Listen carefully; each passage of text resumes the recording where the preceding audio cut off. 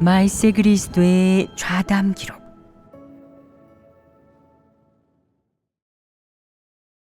진리를 실행해야 생명 진입이 있다.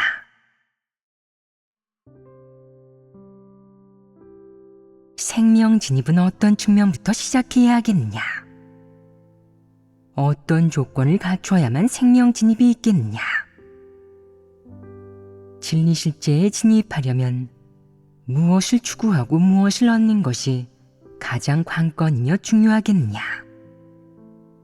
너희는 이런 문제를 곰곰이 생각해 본 적이 있느냐? 생명 진입은 무엇이냐? 생명 진입은 바로 한 사람의 삶, 일처리, 인생 방향, 추구 목표가 바뀌는 것이다. 예전에는 일할 때 우매하고 식견이 없었으며 늘 육적인 생각이나 관념, 상상에 따라 일했지만 지금은 하나님의 폭로, 하나님의 양육과 공급을 통해 마땅히 하나님의 말씀에 따라 해야 한다는 것을 알게 되었고 일상생활에서 처신의 관점과 방식, 인생의 방향과 목표에 하나님의 말씀으로 말미암아 변화가 생겼다. 이것이 생명 진입이다. 그렇다면 생명 진입의 기초는 무엇이냐? 하나님의 말씀입니다. 그렇다. 생명 진입은 하나님 말씀, 그리고 진리와 떼어놓을 수 없다. 하나님의 모든 말씀은 다 진리이다.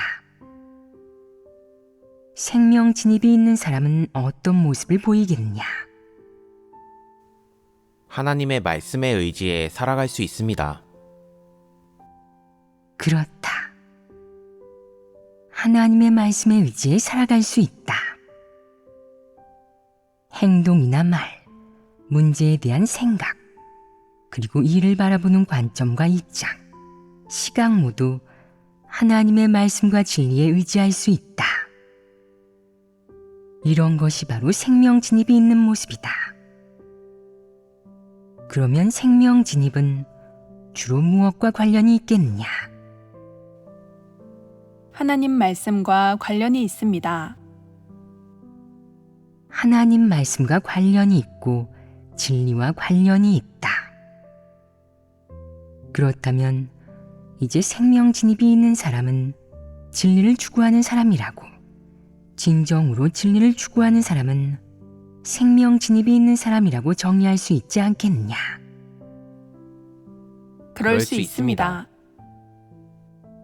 이렇게 정의하는 목적은 무엇이겠느냐? 우리는 어떤 측면을 교제해야 하겠느냐? 진리 추구에 관해 교제해야 합니다.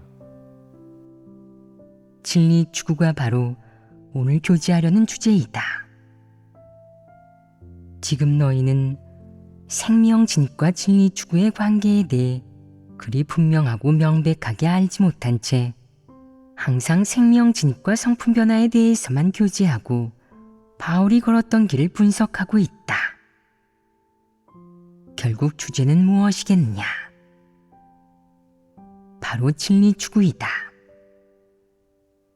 바울이 걸었던 길을 분석하든 베드로가 걸었던 온전케 되는 길에 대해 논하든 무엇을 얘기하든 그 궁극적인 목적은 모든 사람이 어떤 길을 걷게 하려는 것이겠느냐? 진리 추구의 길을 걷게 하려는 것입니다. 진리를 추구하면 진리 실제에 진입할 수 있고 하나님 말씀에 의지해 살면 하나님의 뜻을 깨닫고 하나님 말씀 원칙에 따라 행동할 수 있다. 그러면 사람의 추구 목표와 걷는 길이 분명해지지 않겠느냐? 진리 추구는 사람이 하나님을 믿으며 성품 변화를 추구하고 구원받기를 추구할 때 영원히 피할 수 없는 주제이다. 진리를 추구하는 사람만이 진심으로 하나님을 믿는 사람이고 구원에 이를 수 있는 사람이다. 열의를 가지고 하나님을 위해 헌신하려는 사람들이 있지만 그들이 반드시 진리를 추구하는 사람은 아니다. 누구나 진리를 추구하고자 하지만 자질이 부족하거나 이해 능력이 떨어져서 진리에 미치지 못하는 사람들도 있다. 또 어떤 이들은 영적인 이해력이 없어 아무리 설교를 들어도 알아듣지 못하고 혼자 하나님 말씀을 읽어도 깨닫지 못하며 늘 치우치게 이해하고 교조적이다. 이들이 바로 영적인 이해력이 없는 사람이다. 교회에는 영적인 이해력이 있는 사람도 있고 영적인 이해력이 없는 사람도 있으며 자질이 부족하고 이해 능력이 없는 사람도 있고 자질이 훌륭하고 하나님 말씀을 순수하고 올바르게 이해하는 사람도 있으며 또 진리를 추구하는 사람도 있고 진리를 추구하지 않는 사람도 있다. 이 여러 부류의 사람들이 다양한 내적 상태와 모습을 갖고 있는데 이들을 분명히 구별해야 한다. 우선 첫 번째 부류, 즉 영적인 이해력이 없는 사람에 대해 얘기해보자. 예를 들어 한 측면의 진리를 교제할 때 그 측면의 진리와 사람의 내적 상태, 태도, 속셈, 행동에 대해 교제했다고 치자. 교제를 다 듣고도 이해하지 못하고 무엇을 교제했는지 알아듣지 못하는 사람들이 있다. 그는 자신을 비춰보지 못하고 자기 행동과 모습을 알지 못하며 자신의 패괴의 성품과 본성 본질이 그 교제한 진리와 어떤 관계가 있는지, 그것이 자기 생활 속에서 추구하는 것과 어떤 관계가 있는지, 어째서 이런 설교를 했는지도 모른다. 교제를 다 듣고 이해한 것이라고는 도리와 규례뿐이다.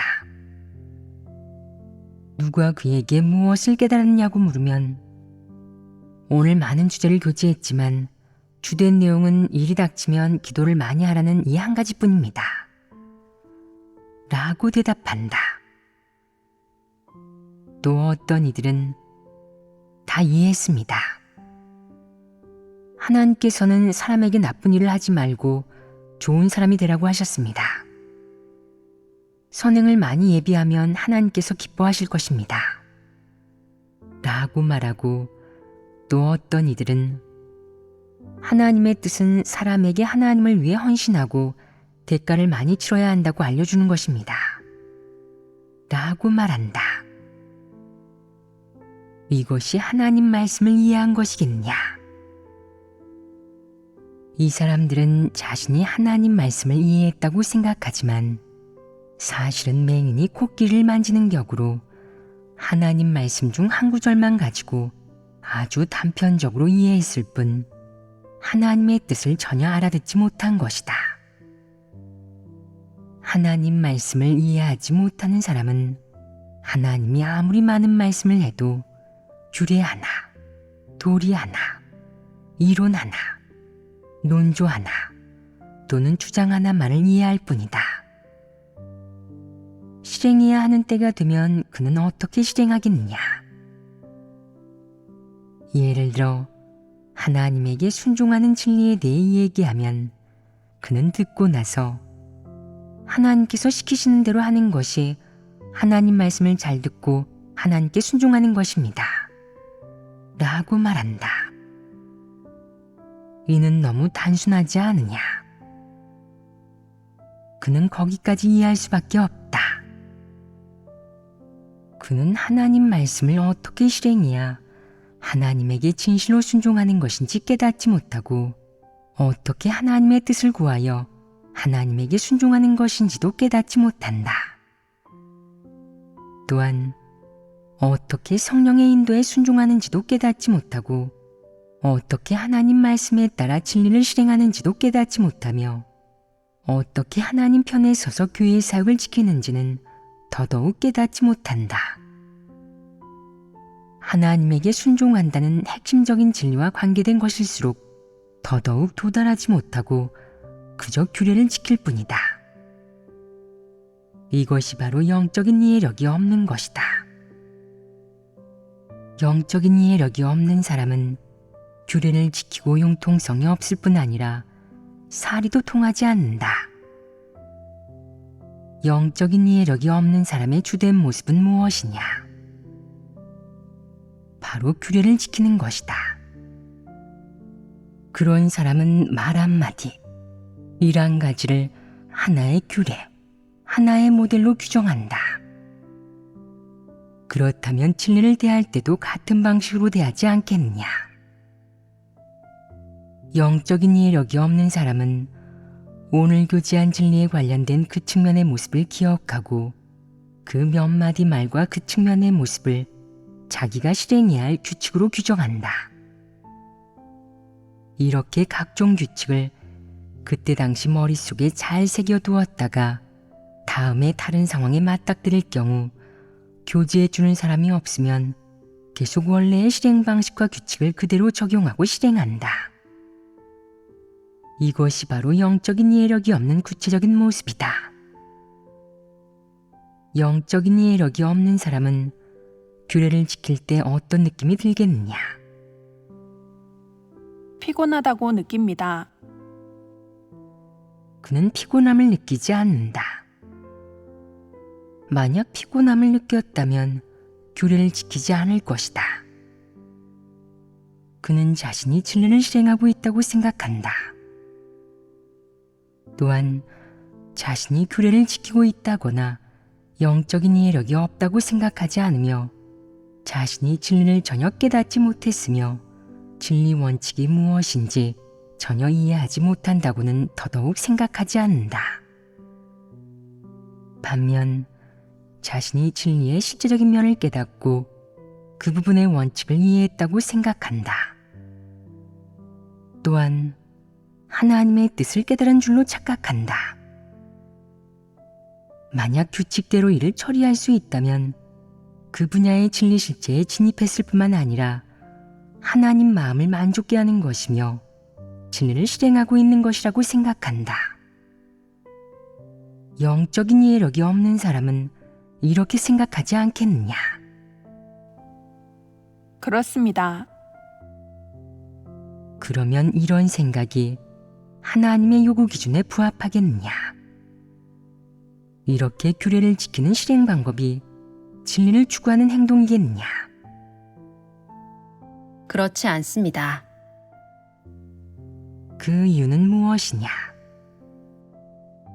그는 일이 닥쳤을 때 진리를 구하지 않고 마음을 써서 궁리하지도 않으며 계속 낡은 관습만을 고집하기 때문입니다. 이것이 영적인 이해력이 없는 부류의 행동이다. 낡은 관습을 고집하고 나태하며 일이 닥쳤을 때 진리를 구하지 않고 사고하지도 않고 자세히 살펴보지도 않는다.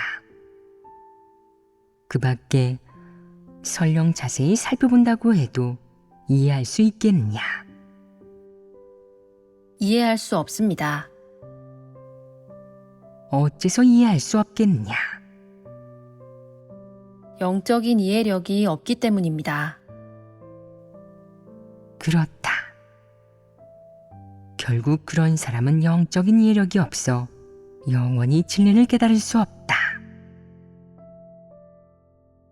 영적인 이해력이 없는 사람도 사실 마음속으로는 진리를 추구하고 싶어 하지만 추구하는 방식이 옳지 않다. 정확히 말하자면 그는 주로 규례를 지키고 틀에 박힌 관습을 고집하고 도리를 지키거나 타인의 행동을 모방하고 타인의 말을 따라한다. 그러면 이런 사람들의 본질은 무엇이겠느냐?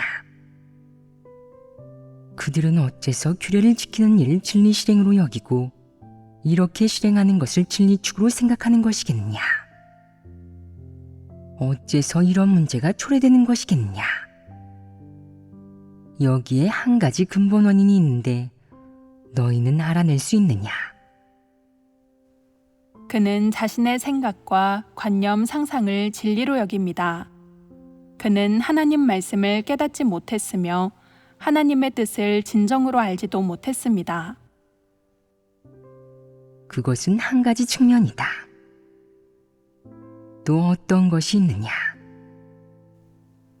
그는 교만하고 독선적이며 일이 닥쳐도 진리를 구하지 않고 자신이 옳다고 여기는 것을 진리로 삼아 대합니다. 영적인 이해력이 없는 일부 사람들은 그렇다. 하지만 그것은 근본적인 문제가 아니다. 그런 사람들이 그렇게 행동하는 것은 무엇에서 비롯된 것이겠냐? 영적인 이해력이 없고 규례 지키기를 좋아하는 사람들은 설교를 들을 때 진지하게 듣기도 한다. 특히 자신의 실행과 관련된 것, 예를 들어 어떻게 본분을 이행할지, 자신이 해야 하는 것을 어떻게 잘해낼지 등에 대해서는 귀 기울여 듣는다.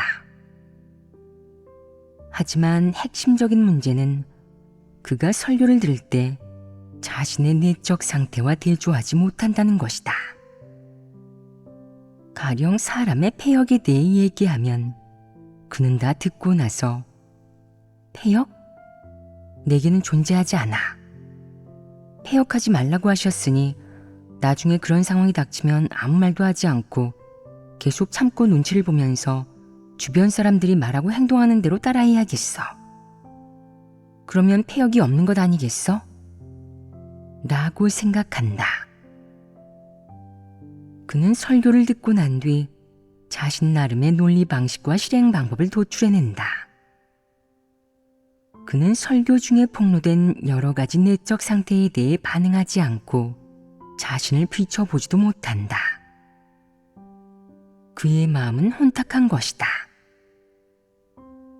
혼탁한 것이란 무엇이겠냐? 그는 설교 내용이 대체 무엇인지 모르고 무엇을 교제하는 거야? 왜 간단히 말하지 않는 거지? 오늘은 이렇게 교제하고 내일은 또 저렇게 교제하잖아. 라고 생각한다. 그가 보기에 진리 실행은 아주 간단한 일이다. 뭐든 시키는 대로 하면 되는 것이다. 그는 설교 중에 폭로된 여러 가지 내적 상태와 폐괴의 성품에 자신을 비춰보지 못한다. 다시 말해 생명 진입의 과정 중에 사람이 각종 환경에서 드러내는 마음과 생각, 온갖 폐괴의 성품이 그에게는 혼탁하고 텅 비어 있는 것이다. 그는 세부적으로 구별할 줄도 모르고 비춰볼 줄도 모른다.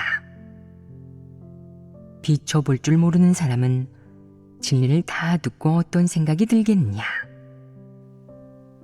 그것이 남의 얘기이고 자신과는 무관하다고 여깁니다. 그렇다.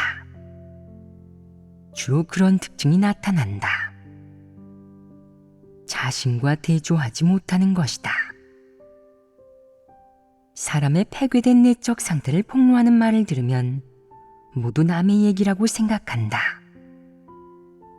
그는 사람의 일반적인 문제나 흔한 문제를 폭로하면 인정하기도 하지만 폐괴의 성품이나 사람의 본질과 관련된 말은 일절 받아들이지 않는다. 마치 인정하면 곧 정죄되는 것처럼 죽어도 인정하지 않는다. 이것이 바로 영적인 이해력이 없는 모든 사람에게서 공통적으로 나타나는 문제이다. 하나님이 사람에게 존재하는 여러 측면의 내적 상태와 행동, 여러 측면의 본성 본질의 표출을 폭로해도 그는 일절 받아들이지 않고 자신을 비춰보거나 반성하지 않으며 항상 이런 말씀과 문제들을 타인에게 미루고 자신과는 전혀 무관하다고 생각한다. 이런 사람은 진리를 받아들이지 않을 뿐 아니라 정상인의 사고를 갖고 있지 않고 항상 빙빙 돌려 말하며 동문서답한다. 예를 들어 그에게 밥을 먹었느냐고 물으면 그는 물을 마시지 않겠다고 대답하고 졸리느냐고 물으면 목이 마르지 않다고 대답한다. 항상 이렇게 혼탁한 내적 상태와 혼돈의 상태에 처해 있다. 이것이 바로 영적인 이해력이 없는 사람의 모습이다. 교회마다 영적인 이해력이 없는 사람들이 있다. 영적인 이해력이 없는 사람들에게 공통적인 문제가 있지만 조금씩은 차이가 있다. 영적인 이해력이 전혀 없는 사람이 없겠느냐? 사람이 하나님을 믿은 지 3년이 넘지 않으면 하나님을 믿는 것과 생명 진입, 진리 추구, 성품 변화, 그리고 온전케 되는 일에 대해 아직 모호해한다. 그저 열심히 본분을 이행하고 하나님을 위해 이런저런 일을 하며 힘을 들이고 힘만 쓰는 단계에 있다. 생명 진입에 대해 알지 못하고 생명 진입과 진리 추구에 대해 약간의 개념조차 없이 그저 외적으로 일하고 열심히 일하기를 좋아할 뿐이다. 이것이 바로 영적인 이해력이 전혀 없는 것이다. 이 단계에서 영적인 이해력이 전혀 없다고 해서 진리를 추구하지 않는 사람이라고 규정할 수 있겠느냐? 하나님을 믿은 기간이 너무 짧아서 아직 성질을 규정할 수 없다. 아직 열성적인 단계에 있고 하나님 경륜의 근본 취지와 사람이 구원받는 길, 여러 부류의 사람이 어떤 길을 걷는지 등 이런 일에 대해 전혀 알지 못하기 때문에 그가 영적인 이해력이 없는 것은 정상 참작의 여지가 있고 또 그것이 정상적인 상태이다. 하지만 생명 진입이 무엇인지 이미 깨달았고 생명 진입과 성품 변화에 여러 가지 진리를 접하기 시작한 사람 중에도 영적인 이해력이 전혀 없는 사람이 없겠느냐? 여전히 존재한다. 영적인 이해력이 전혀 없는 사람은 설령 마음속으로 진리를 추구하고자 해도 그럴 수가 없다. 그러므로 단언컨대 영적인 이해력이 전혀 없는 사람은 진리를 추구하는 사람일 수 없고 절대 진리를 추구하는 사람의 모습을 갖출 수도 없다. 영적인 이해력이 있는 사람과 영적인 이해력이 없는 사람은 어떤 모습이 다르겠냐? 영적인 이해력이 없는 사람은 하나님이 교제하는 진리, 하나님이 말씀하는 내적 상태와 배경, 그리고 가리키는 바에 대해 전혀 알지 못하고 깨닫지 못하며 비춰볼 줄 모른다. 영적인 이해력이 있는 사람은 그와 정반대다. 예를 들어 내가 사람의 폐역을 교제할 때 폐역이라는 것 안에는 강팍함, 이기적임, 우완함, 그리고 하나님에 대한 오해, 반발심, 반항이 포함되어 있다. 내가 이 주제와 관련된 내적 상태를 얘기할 때 예를 들든 한 측면의 진리를 얘기하든 내 마음 속에 존재하는 어느 측면의 내적 상태를 살짝 언급하든 아니면 진리 원칙이라는 주제를 교제하든 내가 정말로 알아듣는다면 너는 영적인 이해력이 있는 사람이다. 만약 내가 알아듣고 실행할 줄도 안다면 너는 진리를 실행하는 사람이다. 영적인 이해력이 있는 사람은 하나님의 말씀을 다 듣고 나서 순수하게 이해할 수 있고 심지어 진리를 깨달을 수도 있다. 하나님이 어디까지 말씀하든 그는 따라올 수 있고 자신의 내적 상태의 결부에 하나님의 말씀에 비춰볼 수 있으며 실행의 길도 찾을 수 있다. 이것이 바로 영적인 이해력이 있는 모습이다. 영적인 이해력이 있는 사람은 하나님의 말씀을 다 읽고 나면 마음이 환해지고 수확을 얻으며 영적으로 특히 해방받고 행할 길이 생겼다고 느낀다. 그래서 매번 설교를 들을 때마다 항상 수확이 있고 매번 하나님의 말씀을 읽을 때마다 유익을 얻는다. 이것이 바로 영적인 이해력이 있는 모습이다. 영적인 이해력이 있는 사람은 하나님이 어떤 말씀을 교제하든 듣고 나면 마음속에 일부 장면이 떠올라서 하나님이 폭로하는 사람의 내적 상태에 자신을 비춰볼 수 있다. 하나님에 대한 오해를 언급하면 그는 자신의 내적 상태에 결부해보고 나의 이런 요구와 이런 상상이 알고 보니 하나님에 대한 오해였구나 라는 사실을 발견한 뒤 자신을 비춰본다. 하나님에 대한 반발심과 반항에 대해 언급하는 경우에도 그는 그런 정서를 가지고 있고 그런 내적 상태 속에서 살고 있거나 자기 안에 그런 성품과 본질이 있기에 자신을 비춰볼 수 있다. 어떤 것들을 비춰볼 수 있겠느냐? 생각, 의견, 또는 자신이 드러낸 행동 방식, 행위, 이런 것들을 모두 비춰볼 수 있다. 즉, 하나님이 말씀한 게 무엇인지, 하나님이 이야기하는 게 도대체 무엇인지 알아들을 수 있고 자신의 어떤 행위, 표출, 태도, 내적 상태, 본질이 하나님이 폭로한 설교에서 언급한 내적 상태와 같은지 알 수 있다. 이것이 바로 영적인 이해력이 있는 모습이다. 너희는 자신에게 영적인 이해력이 있는지 없는지 느낄 수 있느냐? 있을 때도 있고 없을 때도 있습니다. 그렇다면 아직 희망이 있다. 만약 조금 더 없다면 문제가 된다. 만약 대부분의 경우 하나님이 무슨 말씀을 하는지 알 수 있다면 비춰보지는 못하지만 자신에게도 그 측면의 내적 상태가 있다는 사실을 알거나 다른 사람에게서 그 측면의 내적 상태를 이미 발견했다면 그 측면의 진리가 무엇이고 자신이 어떻게 진입해야 하는지 안다면 그것은 영적인 이해력이 있는 것이라고 할 수 있다. 그러나 그런 사람이라고 해서 매번 설교를 들을 때마다 영적인 이해력이 있는 사람의 모습을 보일 수 있겠느냐? 그럴 수 없다. 영적인 이해력이 있을 때도 있고 없을 때도 있다. 왜냐하면 생명 진입은 여러 측면의 진리와 관련되어 있기 때문이다.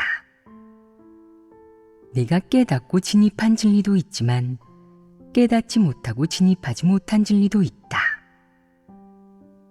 또한 어떤 진리는 네가 전혀 접해보지도 못했는데 한 번도 들어보지 못한 것이라서 네가 지금 듣는다고 해도 이해할 수 있을지 확실하게 말하기 어렵고 심할 경우 관념과 오해가 생길 수도 있다. 이 역시 정상적인 현상이다. 어떤 측면의 진리를 깨달았다면 그 측면에서는 영적인 이해력이 있는 것이다. 어떤 측면의 진리를 깨닫지 못했다면 그 측면에서는 영적인 이해력이 없는 것이다.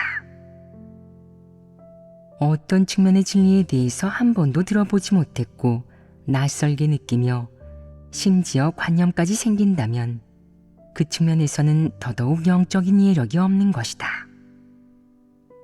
한동안 체험하여 진리를 깨달아야만 그 측면에서 영적인 이해력이 있을 수 있다. 예를 들어 어떤 사람은 하나님을 오해하면서도 스스로는 이렇게 생각한다. 나는 하나님을 오해하지 않았어. 한 번도 오해한 적 없다고. 하나님을 사랑하기에도 바쁜데 어떻게 오해할 수 있겠어? 이것이 바로 영적인 이해력이 없는 사람이 하는 말이다. 네가 만약 사람은 하나님을 자주 오해하곤 하는데 이는 모두 사람이 스스로 통제할 수 없는 부분이에요. 시간과 장소를 가리지 않고 튀어나오죠. 하지만 저는 제가 어느 측면에서 하나님을 오해하는지, 하나님과 갈등이 있는지 아직까지도 알아차리지 못한 것 같아요. 더 세세하게 파헤치고 체험하며 하나님께 기도해야 해요. 하나님께 환경을 마련해 드러내달라고 구해야겠어요. 라고 말한다면 이게 가장 바람직한 것이다. 주관적으로 이런 염원을 가지고 노력해야 한다.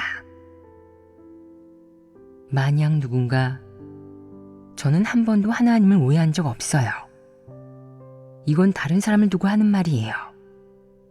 라며 황당하기 그지없는 말을 한다면 이는 영적인 이해력이 없는 것이다. 영적인 이해력이 없는 사람이 주로 표출하는 성품은 무엇이겠느냐? 교만함과 우완함이다. 우완하다는 게 무엇이겠느냐? 우매하고 완고하다는 뜻이다. 구체적으로는 어떤 모습이겠느냐? 다들 알 수 있는 회개 성품을 그는 인식하지 못하고 자신에게는 존재하지 않는다고 생각하며 유별나게 독선적이고 자신이 아주 옳다고 여깁니다. 그는 자신에게 이 측면의 폐괴가 없다고 생각할 뿐 아니라 스스로 괜찮다고 여긴다. 즉, 사람 내면이 교만한 성품의 지배를 받아 자신은 절대로 그런 일을 하지 않을 것이라고 생각하고 남이 뭐라고 하든 자기가 발견하지 못하고 보지 못하거나 겪어보지 못한 일은 반성하거나 인식할 필요도 받아들일 필요도 없다고 생각하는 것이다. 이게 바로 우완한 것이다. 우완하다는 것을 순화해서 말하면 무엇이겠느냐? 사리가 통하지 않는 것이다.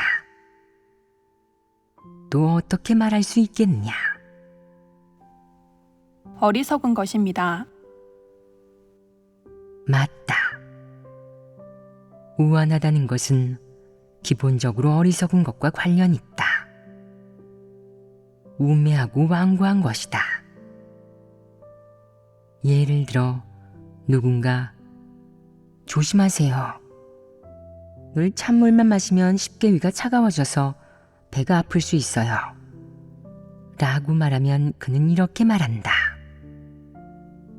저는 몸이 튼튼해서 괜찮아요. 괜히 걱정하시는 거예요. 이는 우완한 것 아니겠느냐. 그는 겪어보지도 못했으면서 저렇게 독선적이니 매우 우완해 보이는 것이다. 왜 우완하다고 하겠느냐? 왜냐하면 그는 겪어보지도 못했으면서 감히 겪어본 사람이 하는 말을 부인하기 때문이다. 그는 이 말을 사실과 대조해 본 뒤 거기서 교훈을 얻지도 않고 유달리 독선적이기까지 해서 남의 말은 받아들이지 않는다. 이게 바로 우완한 것이자 교만하고 독선적인 것이다. 베드로는 생명진입에서 다른 사람의 실패를 통해 교훈을 얻을 수 있었다. 하나님이 이를 두고 뭐라고 말씀했느냐? 하나님께서는 베드로가 앞사람들의 장점을 취하고 단점을 교훈으로 삼는다 라고 말씀하셨습니다. 우완한 사람은 눈앞에서 발생하는 일조차 받아들이지 않고 거기에서 교훈을 얻지도 않는다. 사람이 보기에 이는 어리석은 것이지만 사실 이는 성품의 문제로 교만한 성품으로 초래된 것이다. 우리 다시 영적인 이해력이 있는 사람과 영적인 이해력이 없는 사람의 모습이라는 주제로 돌아가 보자. 조금 전에 영적인 이해력이 있는 사람은 주로 어떤 모습을 보인다고 했느냐? 너희가 말해 보아라. 영적인 이해력이 있는 사람은 하나님의 말씀이 폭로하는 것이 사람의 어느 측면의 내적 상태인지 알아들을 수 있고 현실 생활에서 자신의 마음과 생각, 행동 방식, 행위를 비춰볼 수 있습니다. 즉, 하나님께서 하시는 말씀을 알아들을 수 있습니다. 주요 내용은 기본적으로 다 언급했다. 영적인 이해력이 있는 사람은 하나님이 폭로한 말씀을 읽고 나서 자신을 비춰볼 수 있고 하나님의 말씀에서 이야기하는 진리가 무엇인지, 사람이 진입해야 하는 것이 무엇인지, 하나님의 말씀이 사람의 어떤 성품을 폭로하는 것인지, 사람의 어떤 내적 상태와 모습을 폭로하는 것인지 알 수 있다. 자신을 이런 것들에다 비춰볼 수 있고 이런 것들을 다 인식할 수 있다. 이것이 영적인 이해력이 있는 사람의 모습이다. 조금 전에 영적인 이해력이 있는 사람의 모습을 교제할 때 우리는 또 다른 문제에 대해서도 언급했었다. 영적인 이해력이 있는 사람이라고 해서 모든 일에서 다 영적인 이해력이 있겠느냐? 그렇지 않습니다. 어떤 일에서는 하나님의 말씀이 폭로하는 내적 상태에 자신을 비춰볼 수 있는데 이는 영적인 이해력이 있는 모습입니다. 아직 체험해보지 못한 일에서는 자신을 비춰보지 못하는데 이는 영적인 이해력이 없는 것입니다. 체험해보지 못한 일에서 자신을 비춰보지 못하는 것은 영적인 이해력이 없는 것이다. 그러면 체험해본 일들이지만 그 안에 담긴 진리를 깨닫지 못하여 그것이 진리라는 사실을 받아들이지 않거나 인정하지 않는 것은 영적인 이해력이 있는 것이겠느냐? 이 역시 영적인 이해력이 없는 것이다. 그럼 그것이 진리라는 사실을 알아듣지 못하는 것은 영적인 이해력이 있는 것이겠느냐? 그렇다고 할 수 없습니다. 너희에게는 이런 모습이 있지 않으냐? 예를 들어 순종의 진리에 관하여 이렇게 말하는 사람도 있다. 이 일에 대해서는 순종해야 해요. 사람에게는 칭찬할 만한 게 없어요. 순종하는 것이 사람의 본분이자 의무예요. 너는 이 말을 듣고 속으로 이렇게 생각한다. 이게 무슨 진리야? 이런 일에도 순종해야 한다고? 순종할 필요 없을 것 같은데. 이 일에서는 영적인 이해력이 없는 것 아니겠냐? 사실 이는 체험의 깊이와는 관련이 없다. 이는 순전히 영적인 이해력이 있는지 없는지의 문제이다. 예를 들어 보겠다. 욥은 시련이 닥쳤을 때 뭐라고 말했느냐? 주신 자도 여호와시오 취하신 자도 여호와시오니 여호와의 이름이 찬송을 받으실지니이다 라고 말했습니다. 사람은 이 말을 듣고 나서 이 안에 담긴 진리가 무엇인지 깨달을 수 있겠느냐? 깨달을 수 없습니다. 그럼 이 일에서 사람은 영적인 이해력이 있는 것이겠느냐? 영적인 이해력이 없는 것이다. 하나님이 취하는 것과 주는 것, 이 두 가지 일은 모든 사람이 다 체험할 수 있는 것 아니겠느냐?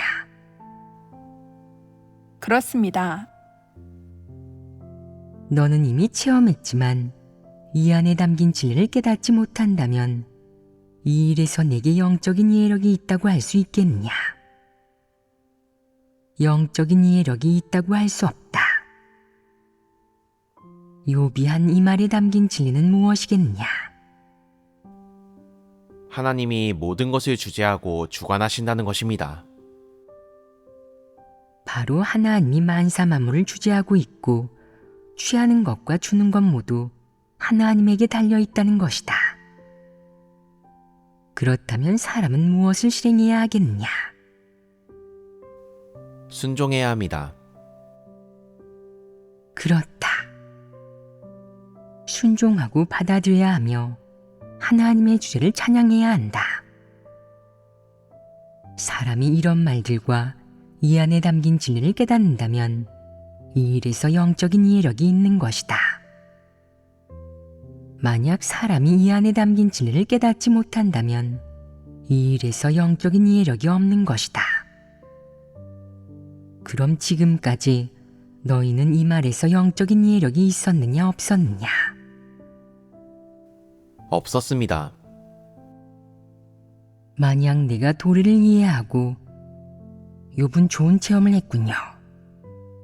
하나님께서는 욥이 의인이라고 말씀하셨으니 그가 한 모든 일은 분명 진리에 부합했을 것이고 하나님의 마음을 만족해 할 수 있었을 겁니다. 라고 말한다면 너는 도리에서는 통과한 것이다. 그렇다면 이 도리는 언제 너의 진리 실제로 바뀔 수 있겠느냐? 하나님께서 정말로 환경을 마련해 취하실 때 하나님께 감사하고 하나님을 찬양하며 하나님께 순종하고 불평하지 말아야 하고 이 측면의 진리를 실행해낼 수 있어야 합니다. 내가 실행해낼 수 있다고 해도 내가 실행하는 것이 규례를 지키고 흉내내는 것이겠냐? 아니면 내면 깊숙한 곳에서 정말로 하나님의 주제를 인식한 것이겠냐? 이는 차이가 있지 않겠느냐? 어느 것이 진리 실제에 진입한 것이겠느냐? 욥의 선례가 있기 때문에 이제 욥과 똑같은 말을 할 수 있는 사람은 많다. 하지만 그들이 그 말을 하는 것은 흉내내는 것이겠느냐? 아니면 욥처럼 몇십 년 동안 체험한 뒤 하나님이 인류를 주재한다는 진리와 그 사실을 알고 나서 말하는 것이겠느냐? 어느 것이 진리 실제이겠느냐? 체험해낸 느낌과 인식이야말로 진리 실제이지 남의 말을 따라하는 것은 실제가 아니다. 같은 말이라고 해도 욥의 말에는 실제적인 면이 있지만 말을 따라하는 사람의 입에서 나오면 구호가 된다. 이는 자신을 포장하고 영적 인물인 척하는 것으로 종교 사기꾼이다. 어떤 사람들은 교회에서 리더로 선발되어 책임이 좀 생기고 지위를 얻고 나면 욥이 했던 주신 자도 여호와시오 취하신 자도 여호와시오니 여호와의 이름이 찬송을 받으실지니이다 라는 말을 형제자매에게 자주 교제하는데 듣는 사람은 어떤 느낌이 들겠느냐? 이 말은 하나님에게서 비롯된 거야. 성령이 깨우쳐 주시고 하나님이 이끌어 주시는 거야. 정말 실질적인 말이야. 라고 느낀다. 하지만 1년도 되지 않아 이 리더는 실제적인 사역을 하지 못하고 하나님 선민의 생명 진입과 교회 사역의 진도에 지장을 주어 교체되었다. 그분은 소극적으로 변하여 불평을 늘어놓았다. 이런 부류의 사람은 욥과 똑같은 말을 하긴 하지만 욥이 체험했던 일들을 체험하지 못했기에 이 말에 대해서 깊이 이해하지도 체험하지도 인식하지도 못했다. 그럼 그가 이 말을 할 때는 흉내내는 것이겠느냐 아니면 진심으로 말하는 것이겠느냐? 그의 내면 깊은 곳으로부터 보면 그는 개인적인 감정을 담아 진심으로 이 말을 한 것이다. 그에게는 소망이 하나 있는데 하나님이 그에게 상을 줄 때 자신이 계속해서 이렇게 하나님을 찬양하고 하나님의 축복과 상에 감사할 수 있기를, 또 하나님이 거두어 갈 때도 자신이 절대로 불평을 늘어놓지 않고 욥을 본받아 하나님을 찬양하고 하나님의 인도와 주제에 감사할 수 있기를 바란다. 그러나 이는 한낱 소망일 뿐 그는 아직 체험해보지 못했다.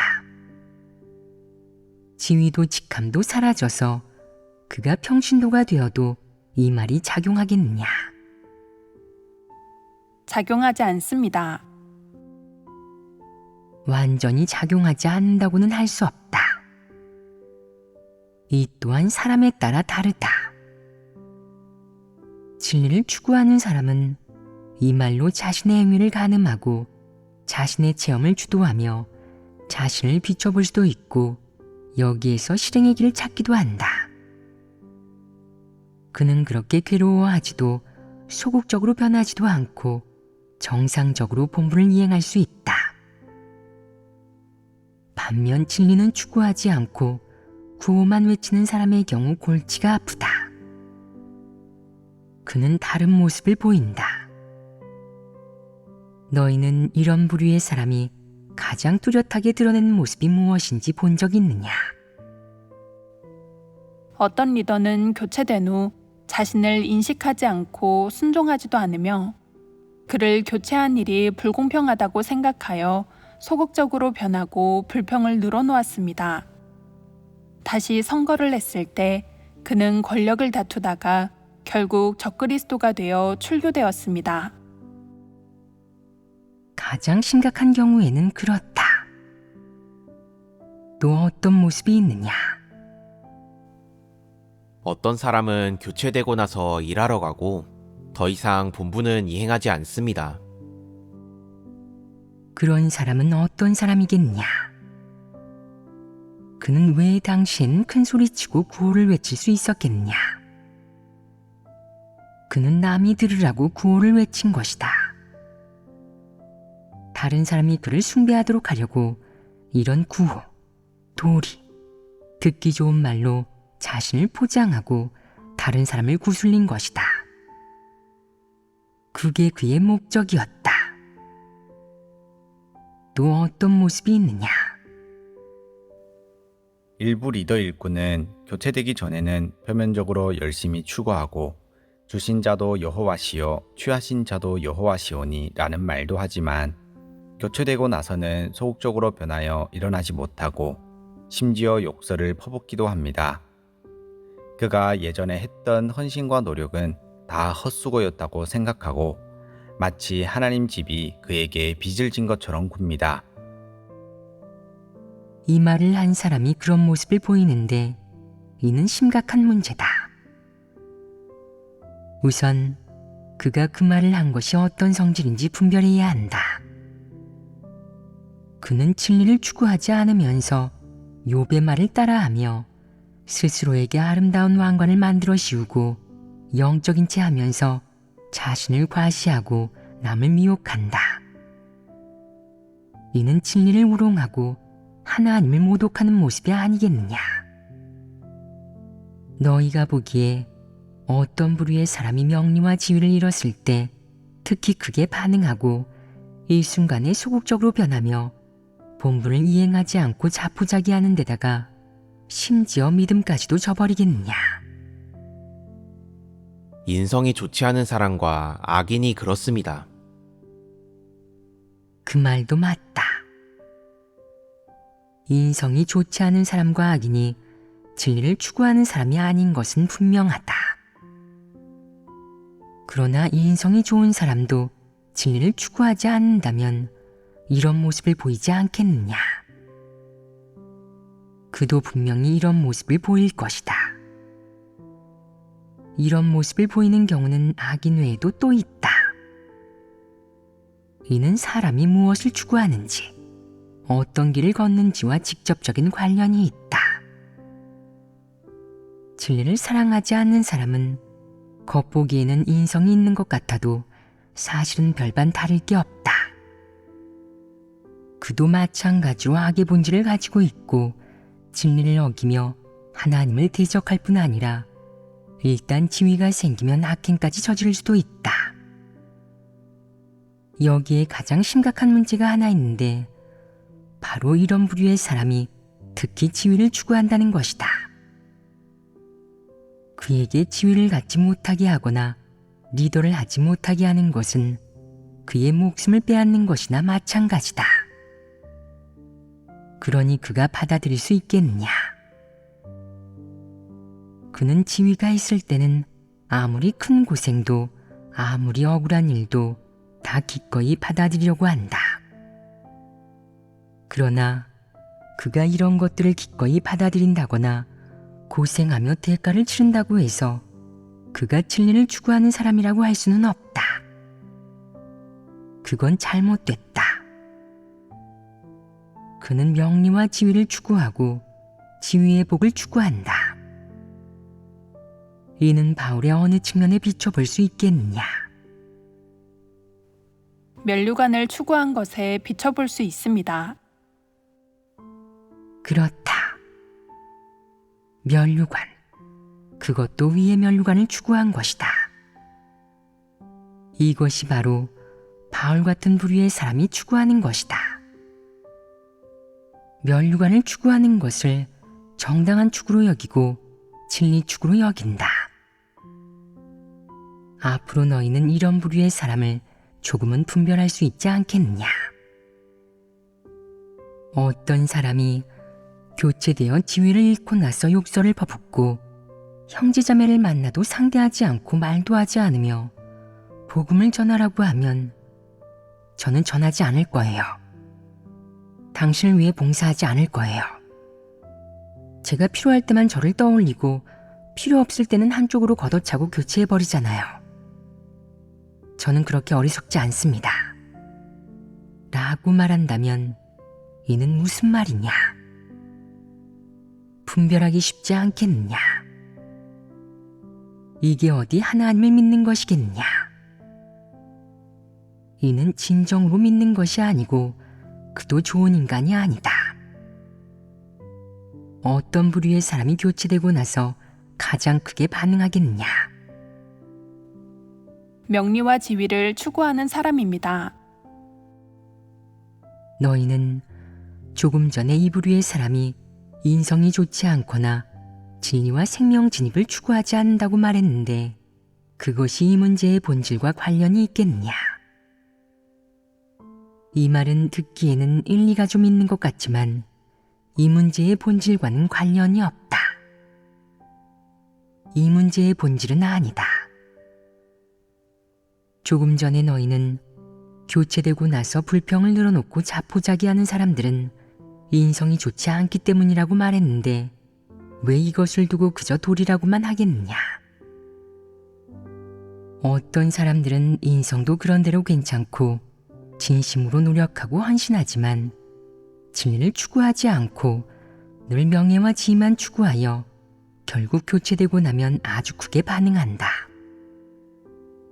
이는 그가 단순히 인성이 좋지 않은 문제만이 아니라 성품에도 문제가 있어서 그런 모습들을 보이는 것임을 말해준다.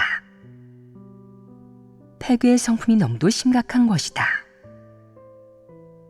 어떤 사람은 한마디로 이렇게 요약하기도 한다. 이 사람은 진리를 추구하지 않습니다. 그래서 그런 겁니다. 이 말은 너무 두루뭉술하다. 진리를 추구하지 않는 모습은 다양하다. 불평을 늘어놓고 본분 이행에 충성심이 없는 등 이런 것들이 모두 그에 해당한다. 진리를 추구하지 않는다는 말 한마디로 모든 문제를 설명할 수는 없다. 이렇게 말하는 것은 너무 두루뭉술하고 구체적이지 않은 도리를 말하는 표현 방식이다. 이제 영적인 이해력이 없는 모습에 관해 교제하겠다. 영적인 이해력이 없는 사람은 어떤 태도로 진리를 대하느냐? 그들은 자신의 내적 상태, 모습, 그리고 드러낸 패괴를 어떻게 대하느냐? 진리를 추구하는 사람의 모습을 갖출 수 있겠느냐? 그럴 수 없습니다. 여기서 가장 큰 문제는 무엇이겠느냐? 그는 하나님의 말씀이 사람의 어느 측면의 내적 상태와 모습을 폭로하는지 알아듣지 못하고 자신을 비춰보지 못합니다. 주로 비춰보지 못하는 것이 문제다. 비춰보지 못하면 진리를 깨달았다고 할 수 있겠느냐? 내가 질문을 하면 그는 늘 전혀 상관없는 엉뚱한 대답을 한다. 그는 늘 너와 밀고 당기며 논쟁을 벌이는 데다가 논쟁하는 문제는 초점도 같지 않고 전혀 다른 일이다. 그런데도 그는 자신이 일리가 있다고 생각한다. 이것이 영적인 이해력이 없는 사람의 모습이다. 영적인 이해력이 없는 사람은 진리를 깨달을 수 없는데 진리를 추구할 수 있겠느냐? 그럴 수 없습니다. 이는 심각한 문제다. 진리를 추구할 수 없으면 생명 진입이 있을 수 있겠느냐?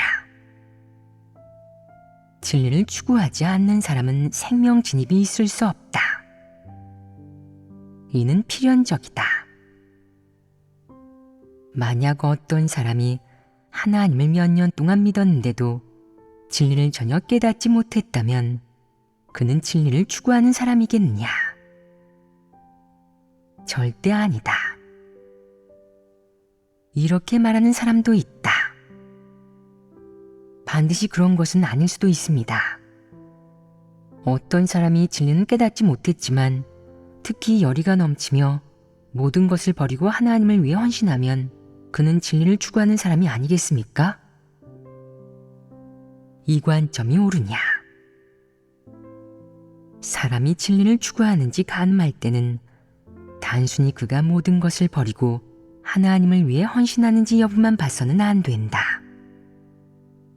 가장 눈여겨보아야 하는 것은 그가 마음속으로 무엇을 중시하는가이다.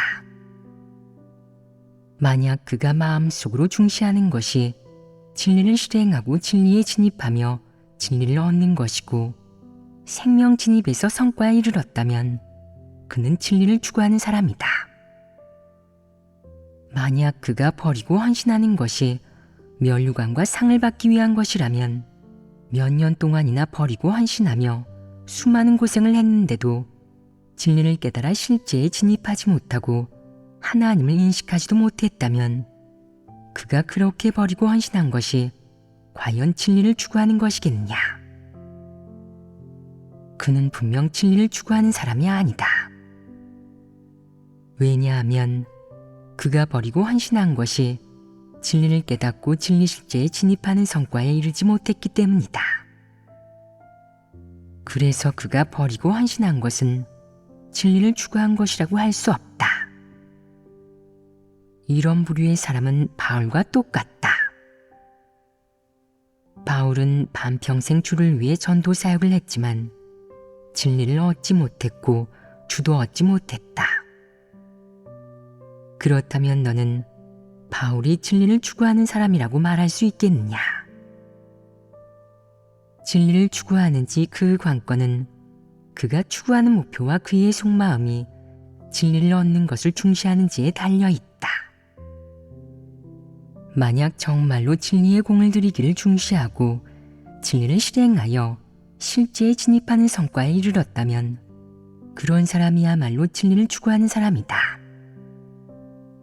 진정으로 진리를 추구하는 사람은 모두 진리를 실행해낼 수 있고 진리를 실행해내는 사람만이 생명 진입이 있는 사람이다. 만약 누군가 자신이 진리를 추구하는 사람이라고 말하지만 진리를 실행할 줄 모른다면 너희가 보기에 그 사람에게 생명 진입이 있겠느냐? 분명 있을 리가 없다. 진리를 실행하지 않는 사람에게 어떻게 생명 진입이 있겠느냐? 이는 절대로 불가능한 일이다. 만약 그가 자신은 진리를 추구하는 사람이며 생명 진입이 있다고 생각한다면 그에게 이렇게 물어야 한다. 당신이 생명에 진입했다는 증거가 어디 있습니까? 단순히 그의 말만으로는 부족하다. 증거가 없으면 설득력이 없다. 내가 자신이 진리를 추구하는 사람이라고 말하는데 그렇다면 너는 진리를 얼마나 깨달았느냐? 진리를 얼마나 실행해냈느냐? 어느 측면의 진리 실제에 진입했느냐? 너는 자신의 체험 간증을 이야기할 수 있느냐? 내가 체험 간증을 이야기할 수 없다면 네가 자신이 진리를 추구하는 사람이라고 말하는 것은 사람을 속이고 미혹하는 것이다. 왜 바울은 진리를 추구하는 사람이 아니라고 말하겠느냐? 왜냐하면 바울이 쓴 서신에는 생명체험의 간증이 전혀 없기 때문이다. 그는 하나님에 대한 진실한 인식을 이야기할 수 없었고 예수에 대한 사랑과 순종에 대해서는 더더욱 이야기할 수 없었다. 그는 자신의 패괴의 성품조차 인식하지 못하고 그저 자신이 괴수라는 말만 했다. 이는 그가 예수를 대적하여 징벌받은 사실에 근거해 말한 것이다. 그가 자신이 괴수라고 말한 것은 그저 그가 미친 듯이 예수를 대적하는 죄를 저지른 사실을 인정한 것일 뿐이다. 그것이 그가 자신의 패괴의 성품과 패괴의 본질을 진실로 인식했다는 뜻이겠느냐? 그렇지 않습니다. 그러니 무엇이 진리를 추구하는 것인지, 어떤 사람이 생명 진입이 있는지는 그가 진리를 깨닫고 실행했는지 여부에 따라 확정해야지, 단지 그 자신이 어떻게 말하는지에 따라 확정하는 것이 아니다. 이제 깨달았느냐? 우리는 왜 이렇게 자세하게 교제하겠느냐? 이렇게 자세히 교제할 필요가 있느냐? 있습니다. 어떤 필요가 있느냐? 이렇게 교제하는 것은 너희의 그릇되고 터무니없는 관점을 해부하고 너희가 옳다고 착각하고 있는 것을 해결하여 너희가 그 안에서 나오고 자신이 옳다고 착각하고 있는 것을 내려놓은 다음 진정한 진리 추구의 길에 진입하도록 하려는 것이다. 그러면 사람은 정말로 생명 진입이 있게 되고 진정으로 진리를 추구할 수 있다. 영적인 이해력이 없는 사람은 생명 진입이라는 일과 성품 변화라는 일을 이해하지 못한다. 그는 자신의 많은 부분이 이미 변화했고 자신에게 생명 진입이 있다고 생각한다. 예를 들어 그는 일부 나쁜 습관을 이미 고쳐서 이제 탐식하지 않고 늦잠을 자지도 않으며 게으르지도 않고 전에 비해 좀 더 부지런해졌다. 그는 이것이 생명 진입이 있는 것이라고 생각한다. 또 어떤 사람은 자신이 예전에는 남을 욕하기 좋아했는데 이제는 남을 욕하지 않고 사람을 만나면 듣기 좋은 말, 이로운 말을 하며 때로는 타인을 돕기도 한다. 이런 것을 한다고 해서 그는 자신이 이미 진리를 실행했고 변화했다고 생각한다. 어떤 사람은 명리, 지위, 육적 향락에 대한 추구를 포기하면 생명 진입이 있는 것이라고 생각한다. 이는 모든 사람이 가지고 있는 공통적인 문제이다. 자신이 깨달은 것과 자신이 관념으로 옳고 좋다고 생각하는 것을 모두 실행해냈고 하나님을 믿기 위해 진리를 추구하기 위해 이미 육의 결점과 나쁜 습관을 많이 극복했거나 생활 규칙을 바꾸었을 뿐 아니라 육적 이익도 많이 포기했고 가정과 일을 버렸으며 결혼과 세속도 포기했으니 그는 자신이 변화했다고, 자신이 구원받을 사람이라고 생각한다. 그는 이렇게 말한다. 제가 하나님을 믿지 않았다면 이런 것들을 내려놓을 수 있겠습니까? 이토록 큰 변화가 있을 수 있겠습니까? 이것이 하나님을 믿는 사람이 가진 가장 잘못된 인식 아니겠느냐? 사람은 영적인 이해력이 있든 없든 모두 이런 잘못된 인식을 가지고 있다. 왜 이것이 잘못된 인식이라고 말하겠느냐?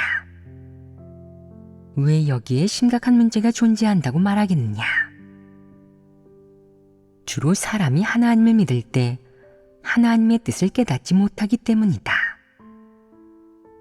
즉, 하나님이 도대체 사람에게 무엇을 요구하는지 깨닫지 못하고 사람의 관념과 상상에 기대어 가정, 일, 감정, 세속, 그리고 육적 얽매임, 심지어 재산까지 내려놓는 것이 생명 진입이 있는 것이라고 생각하기 때문이다. 이것이 바로 잘못된 인식이다. 사실 하나님의 뜻은 사람이 하나님을 믿어 폐괴의 성품을 해결하고 하나님을 대적하는 문제를 해결하며 죄 짓는 근원을 해결해야 하는 것이다. 그러기 위해서는 반드시 진리를 깨달아야 하고 하나님의 성품을 인식해야 한다. 그래야만 폐괴의 성품을 벗어버리고 진실로 하나님에게 순종할 수 있다. 이것이 사람에 대한 하나님의 요구이자 하나님이 사람을 구원하는 사역이다. 사람은 하나님의 사역을 전혀 인식하지 못하고 하나님이 이런 사역을 함으로써 어떤 목적과 성과에 이르려는 것인지도 깨닫지 못한다. 그래서 사람의 관념과 상상으로 진리를 대체하고 사람의 추구와 사람이 할 수 있는 일을 하나님의 뜻이자 사람에 대한 하나님의 요구라고 여긴다. 이것이 바로 사람이 하나님을 믿을 때 갖는 잘못된 인식이다. 그가 할 수 있는 이런 일들은 그의 열의를 의미할 뿐이다. 사실 그가 벌이는 것은 하나님과 거래하는 것이고 상과 면류관을 얻기 위해서이다. 그는 이런 거래를 하는 것이 아주 가치 있고 덕을 보는 것이라고 생각하기 때문에 모든 것을 버린 것이다. 그가 버렸다고 해서 그에게 진리실제가 있고 그가 하나님에게 순종할 수 있다고 할 수는 없다.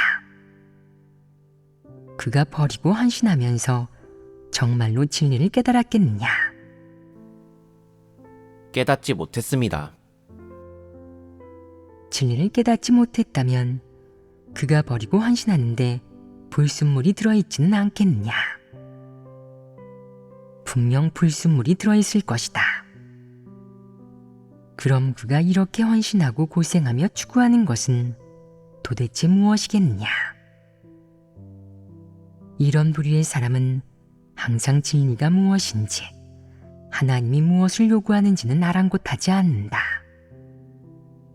그는 늘 이런 것이 자신과 무관하다고 생각하며 그가 마음속으로 옳다고 생각하는 것, 좋다고 생각하는 것, 생명진입이라고 생각하는 것에 따라 실행한다. 실행해낸 후에 그는 하나님에게 기억되었다고 생각하고 이런 것들을 조건과 미천으로 여긴다. 이것이 진리를 추구하는 모습이겠느냐? 이는 진리를 추구하지 않는 사람의 잘못된 인식이자 생명 진입을 오해하는 사람의 인식 방법이다. 그럼 그의 이런 모습은 진리를 추구하는 것이 아니고 그에게 생명 진입이 없는 것임을 어떻게 가늠하고 입증하겠느냐? 실제로는 그의 이런 주장이 잘못됐다는 사실을 어떻게 검증할 수 있겠느냐? 그는 일을 처리할 때 진리 원칙이 없습니다. 그것도 하나의 방법이다. 그는 일을 처리할 때 자신의 상상에 기댄다. 겉보기에는 정말로 믿는 것 같고 버리고 헌신할 수 있는 것 같지만 일을 처리할 때 원칙이 없다. 왜 원칙이 없겠느냐? 왜냐하면 그는 진리를 추구하지 않고 그가 이를 바라보는 관점은 여전히 기존의 관념과 상상이기 때문이다. 이런 사람에게는 가장 큰 문제가 하나 있는데 그가 하나님이 마련한 환경에 순종하겠느냐? 그것을 이해하겠느냐? 그러지 못합니다. 이것으로 그에게 진정한 생명 진입이 없다는 사실을 충분히 검증할 수 있지 않겠느냐? 그가 결점과 나쁜 습관을 많이 고쳤고 대가도 많이 치렀지만 마지막에 검증이 닥쳤을 때 그는 하나님의 뜻을 깨닫지 못할 뿐 아니라 불평을 늘어놓고 순종하지 못한다. 이는 무슨 문제겠느냐? 이것은 바로 생명 진입이 없는 것이다. 생명 진입이 없는 사람은 진리 실체가 없는 것 아니겠느냐? 그는 일이 닥치면 오로지 자신의 관념과 상상, 천연적인 기호에 기댄다. 정말로 그에게 진지하게 따질 때, 순종하라고 요구할 때 그는 조금도 순종하지 않고 개인의 이유, 핑계, 상상에 기대어 온갖 수단을 찾아 그 자신을 위해 궤변을 늘어놓으며 하나님에게 순종하지 않으려는 목적, 하나님 사역을 부인하려는 목적을 달성한다. 심지어 어떤 사람은 순종하지 못할 뿐 아니라 가진 방법을 동원해 그 자신의 관념과 상상, 그 자신이 생각하는 방법과 길은 옳고 하나님이 하는 것과 마련하는 것이 반드시 옳지는 않을 수도 있다는 사실을 검증하려고 할 정도로 문제가 심각하다. 이것이 그에게 생명 진입이 없고 그가 행한 것, 노력한 것, 바꾼 것은 생명 진입이 아니며 그저 일부 나쁜 습관이 사라진 것일 뿐이라는 사실. 개인의 생활 습관, 생활 규칙, 생활 방식이 조금 바뀐 것일 뿐이라는 사실을 드러낸다. 심지어 어떤 사람은 성격도 고치고 말을 부드럽게 하고 교양이 갖춰지며 외적인 행위가 모범적으로 변한다. 그러나 일을 처리할 때는 진리 실체가 조금도 없고 전혀 하나님의 말씀과 진리에 근거하지 않으며 오로지 개인의 상상과 뜻에만 근거한다. 하나님에 대한 진실한 인식이 조금도 없고 그저 영적 이론만 좀 말할 줄 알며 사람의 관념과 상상 그리고 느낌에만 머물러 있다. 너희가 보기에 이런 부류의 사람은 불쌍하지 않으냐? 불쌍합니다. 그럼 이런 부류의 사람이 많지 않겠느냐? 많습니다. 너희가 많다는 걸 어떻게 아느냐? 저 자신이 그렇기 때문입니다. 느끼는 바가 크다. 그렇지 않느냐? 그럼 너희가 이 측면의 체험에 대해 얘기해 보아라. 제 체험을 얘기해 보겠습니다. 한 형제가 많은 형제자매 앞에서 저의 결점을 언급했는데 그때 저는 체면이 깎였다는 생각이 들었고 이를 만회하기 위해 설명하고 변명하면서 형제가 일러준 부분을 받아들이지 않았습니다. 이는 체면에 휘둘린 것이다.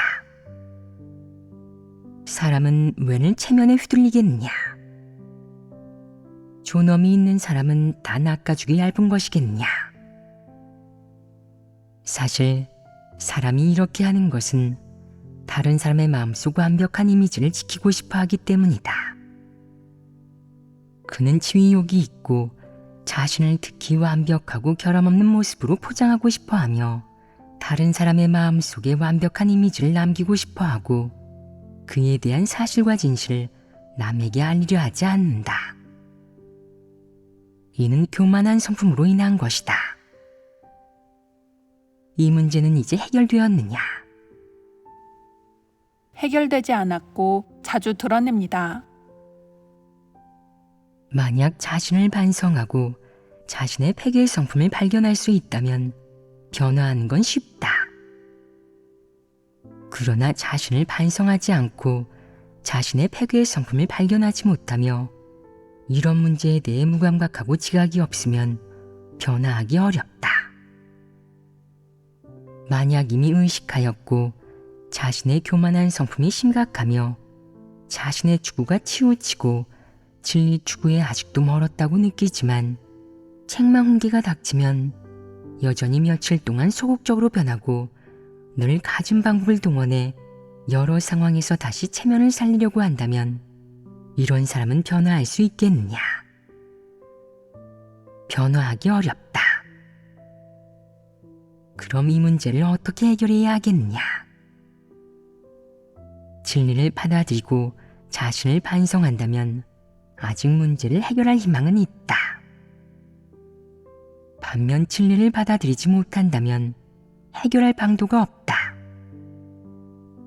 핵심은 사람에게 진리를 추구하려는 의지와 염원이 있어야 한다는 것이다. 진리를 갈망하는 마음이 커지면 진리를 사랑하고 받아들일 수 있게 되고 진리를 실행하고 육을 저버릴 힘도 생긴다.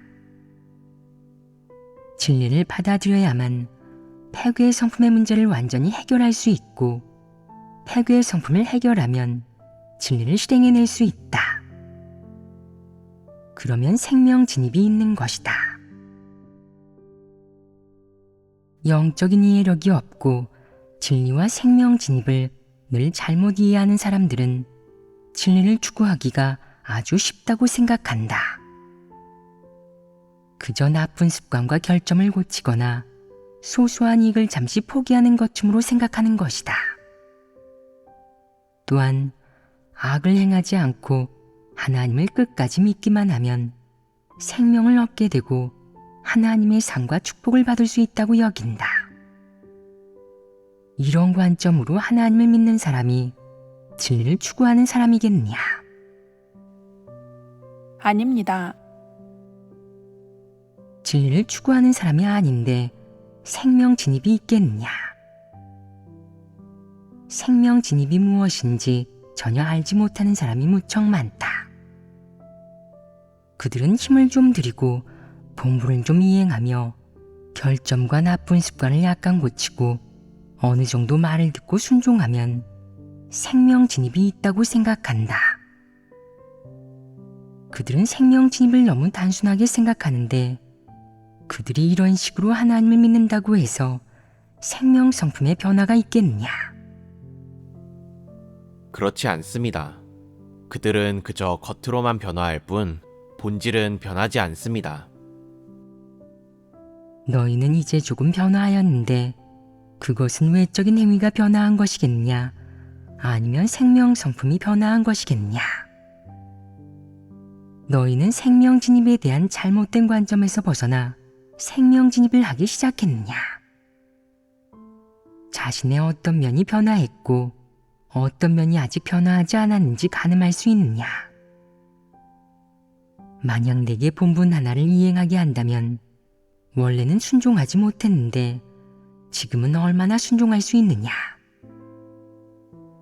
예를 들어 형제인 너에게 매일 형제자매를 위해 밥을 짓고 설거지를 하게 한다면 너는 순종할 수 있겠느냐?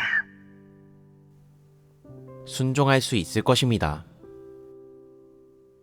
잠깐은 순종할 수 있을지 모르지만 오랜 기간 내게 이 본분을 이행하게 한다면 순종할 수 있겠느냐? 가끔은 순종할 수 있겠지만 기간이 길어지면 순종하지 못할 것입니다. 이는 불순종이다. 그러면 어째서 불순종하게 된 것이겠냐? 사람의 마음속에는 바깥일은 남자가, 집안일은 여자가 해야 한다는 전통관념이 있기 때문입니다. 밥을 하는 것은 여자의 일이고 형제가 밥을 하면 체면을 구긴다고 생각하므로 쉽게 순종하지 못하는 것입니다. 그렇다. 역할 분담에 성차별이 있는 것이다. 남자는 이렇게 생각한다. 우리 남자들은 밖에서 열심히 일해야 해. 요리나 설거지 같은 건 여자들이 해야 할 일이잖아. 우리 남자들에게 시키면 안 되지. 하지만 지금처럼 특수한 환경에 처해서 너에게 시킨다면 너는 어떻게 하겠느냐? 너는 어떤 어려움을 해결해야만 순종할 수 있겠냐? 이것이 문제의 핵심이다. 너는 성차별을 타파해야 한다. 남자가 할 일, 여자가 할 일 같은 건 없다. 이렇게 먼저 역할을 분담해 놓아서는 안 된다. 어떤 본분을 이행할지를 성별에 따라 구분해서는 안 되는 것이다. 집에서 살림살이 하면 그렇게 역할을 분담해도 되겠지만 지금은 본분에 관련된 것이니 너는 어떻게 이해해야 하겠느냐? 하나님으로부터 이해하고 이 본분을 받아들여서 내 안에 옳지 않은 관점을 바로잡아야 한다. 너는 이렇게 말해야 한다. 저는 남자이긴 하지만 교회의 일원이고 하나님에게는 피조물입니다. 성별을 따지지 않고 교회에서 저에게 안배한 일을 하겠습니다. 우선 잘못된 관점을 내려놓은 뒤 자신의 본분을 받아들여야 한다. 받아들이기만 하면 진실로 순종하는 것이라고 할 수 있겠느냐? 앞으로 누군가 음식이 짜거나 싱겁다고 한다면 또는 어떤 음식이 맛없어서 먹기 싫다고 하거나 새로운 메뉴를 만들어 달라고 한다면 너는 마음속으로 받아들일 수 있겠느냐? 그러면 너는 기분 나빠서 이렇게 생각할 것이다. 사내 대장부인 내가 이렇게 많은 형제자매에게 밥을 해주는데 지적질이나 당하다니 정말 체면이 말이 아니구나. 이럴 때면 순종하기 싫어지지 않겠느냐. 어려움이 생긴 것이다. 모든 불순종은 내가 진리를 실행하지 못하고 하나님에게 순종하지 못하도록 폐괴의 성품이 드러나 말썽을 일으킬 때 나타난다. 이때 마음속에서는 싸움이 벌어지는데 너는 자기 사상에 지배되어 체면을 잃었다는 생각에 가슴이 답답해진다. 이럴 때는 어떻게 해야 하겠냐?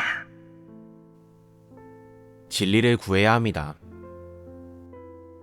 진리를 어떻게 구해야 하겠냐? 너는 이렇게 기도해야 한다. 하나님, 남들이 어떻게 요구하든 저는 그것을 저의 본분으로 여기겠습니다. 표면적으로는 누군가를 위해 서비스하고 일하는 것처럼 보일지라도 모두 하나님으로부터 받아들이겠습니다. 이것이 저의 본분이니 순종해야 마땅합니다. 체면은 중요하지 않습니다. 하나님 집에서는 본분에 우열이나 귀천이 없고 남녀노소를 가리지 않습니다. 오직 제대로 이행하는지 충성을 다하는지만 있을 뿐입니다. 내가 자신의 체면, 지위, 신분, 존엄을 모두 내려놓는다면 그것으로 완전히 내려놓은 것이겠느냐. 반응이 남아있다. 때로 너를 존중하지 않고 어리숙하게 여겨 무시하며 이렇게 말하는 사람이 있을 것이다. 사내가 밥하면서 이렇게 싱글벙글 하다니 당신 참 못났네요. 저라면 하지 않았을 텐데. 그는 너를 잘못 이끌고 너에게 올바르지 않은 사상과 관념을 주입하여 너의 실행에 지장을 줄 것이다. 그는 내가 생명 진입을 중시하고 정상적인 사람으로 살며 충성을 다해 본분을 이행하는 등의 긍정적인 사물을 수치로 여기기 때문에 너를 무시하고 판단하는 것이다. 이를 견뎌내지 못한다면 너는 곧바로 소극적인 상태에 빠져서 그 본분을 이행하면 늘 웃음거리가 되고 무시당하며 졸개 취급만 당한다고 생각할 것이다. 그러면 또 불순종하게 되지 않겠느냐.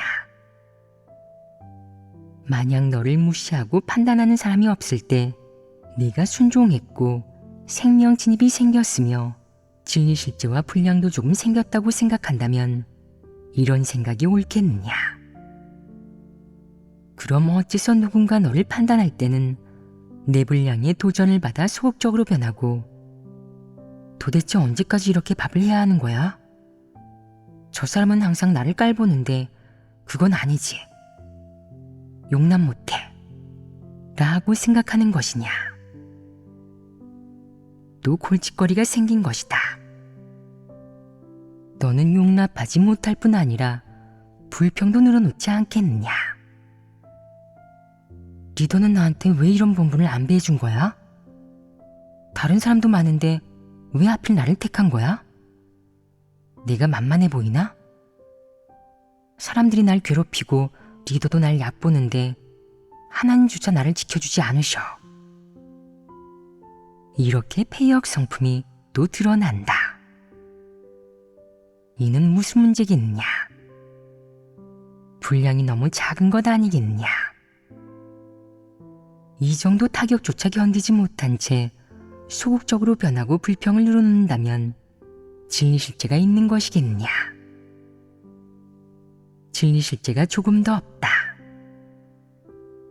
이 문제를 해결하려면 가장 쉬운 방법은 이렇게 생각해야 하는 것이다.